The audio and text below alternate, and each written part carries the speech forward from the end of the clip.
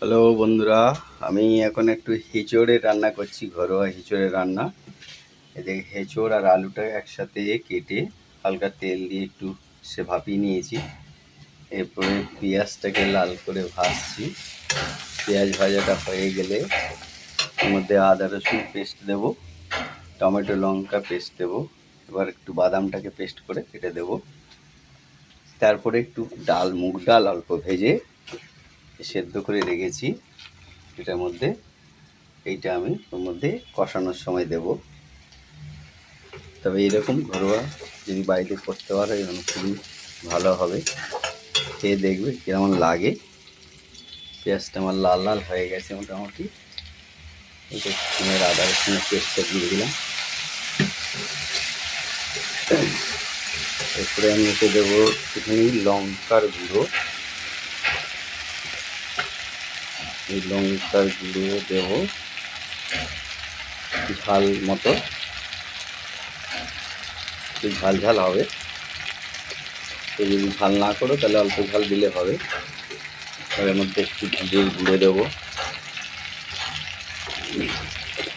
Gas এবার এর মধ্যে এবার দেবো হলুদের গুঁড়ো।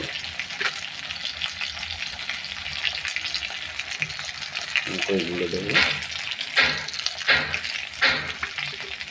এর মধ্যে। এই মশলার মধ্যে একটুখানি গরম মশলা, মিট মশলা আছে, মিট মশলা আমি দিয়ে দিচ্ছি যাতে ফ্লেভারটা ভালো হয় মশলাটা, সেই জন্যে। এবার এই মশলার মধ্যে ফ্লেভারটার জন্য এবার মশলাটা দিলাম। এবং এর মধ্যে একটুখানি চিনি দেবো, একটু চিনি দেবো মশলাটা স্বাদ করার জন্য, মশলাটাকে কালার হবে। এবার এটা ভাজা হয়ে গেছে, আদা রসুনটা ভেজে গেছে, পেঁয়াজটাও ভেজে গেছে, মশলাটা কালার হয়ে গেল। এবার এটাতে আমি দেবো আমার এই টমেটো পেস্ট, লঙ্কা পেস্টটা।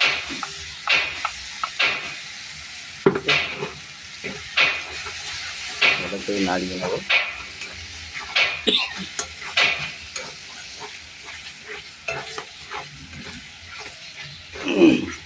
এইবার এর মধ্যে আমি ঢেলে দেবো এঁচোড় এবং আলু। একে দিয়ে এবার একটু কষিয়ে নেব।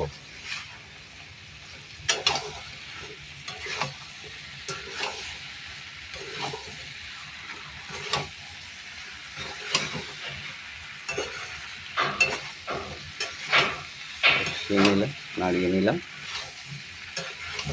সামান্য একটু রাখবো যাতে মশলাটা একটু টেনে যায় এঁচোড়ের মধ্যে।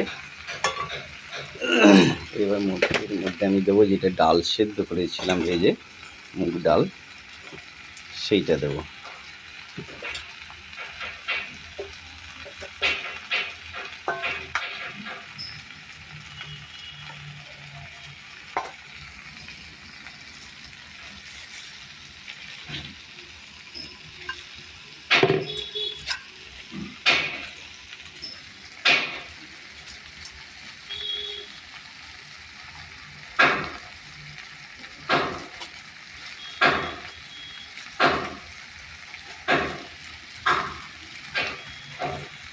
সেদ্ধ ডালটা দিয়ে দিলাম। ঠিক আছে, ডাল হালকা সেদ্ধ। এবার এটাকে মশলাটাকে ভালো করে কষাবো।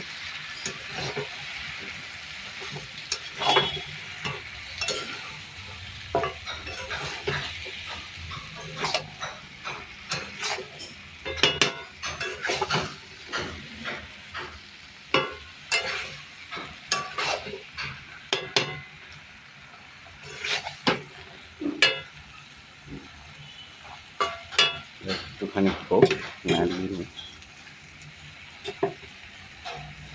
দেওয়াটা বাদামটা পেস্ট করবো।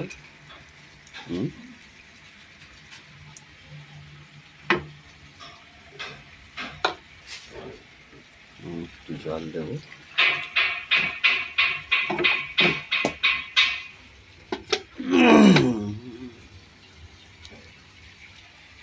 করে দিয়ে দেবো। এবার এটাতে একটু জল আমি দিয়ে দিচ্ছি, এটা সেদ্ধ আর একটু ভালো করে সেদ্ধ হোক। এরপরে আমি হয়ে গেলে ফোটানোর আগে বাদামের পেস্টটা দিয়ে একটু ফুটিয়ে তারপর নামিয়ে নেবো, তারপরে পরিবেশন করব।